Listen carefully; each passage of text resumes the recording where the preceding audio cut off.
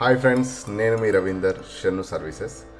So నేను IT సెక్టార్లో కానివ్వండి, అన్ని కంపెనీలలో కార్పొరేట్ ఇన్సూరెన్స్ గురించి వివరించడానికి వీడియో చేస్తున్నాను.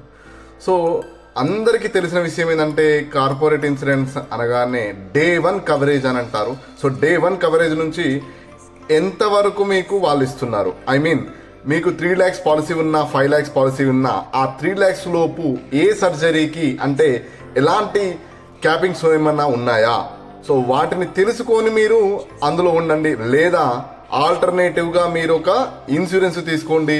ఎందుకు చెప్తున్నానంటే, చాలా వరకు ఐటీ సెక్టార్లో కార్పొరేట్ ఇన్సూరెన్స్ అనగానే అది ఉన్నది, మాకు ఎలాంటి ఇబ్బందులు లేవు అనే ఒక అపోహతో ఉంటున్నారు. కానీ హాస్పిటల్కి వెళ్ళినప్పుడు అక్కడ ఇది కవర్ కాదు, ఇక్కడ 50,000 వరకే లిమిట్ ఉంది, సో మిగతా అమౌంట్ మీ జేబులో నుంచి కట్టాలి అన్నప్పుడు మన వాళ్ళు తెలుసుకునేసరికి అక్కడ చాలా ఇబ్బందులు జరుగుతున్నాయి. కాబట్టి నేను ఒకటే చెప్తున్నాను మిత్రులారా, వీలైతే ఒక ఇన్సూరెన్స్ని తక్కువ కాస్ట్తో తీసుకున్న ఒక ఇన్సూరెన్స్ని మీరు ఆల్టర్నేట్గా పెట్టుకున్నట్లయితే, మీరు ఒకవేళ ఉద్యోగం ఆ కంపెనీలో పని చేయకున్నా కూడా, అంటే ఆ ఉద్యోగంలో మీరు ఆ కంపెనీ నుంచి బయటకు వచ్చినా కూడా ఒక ఇన్సూరెన్స్ అనేటువంటిది మీకు ఒక సేఫ్ గార్డ్గా ఉంటుంది. కాబట్టి ఒక ఆల్టర్నేట్ ఇన్సూరెన్స్ కనుక తీసుకున్నట్లయితే మీ కంప్లీట్ ఫ్యామిలీని మీరు సేఫ్ చేసుకున్నట్లే.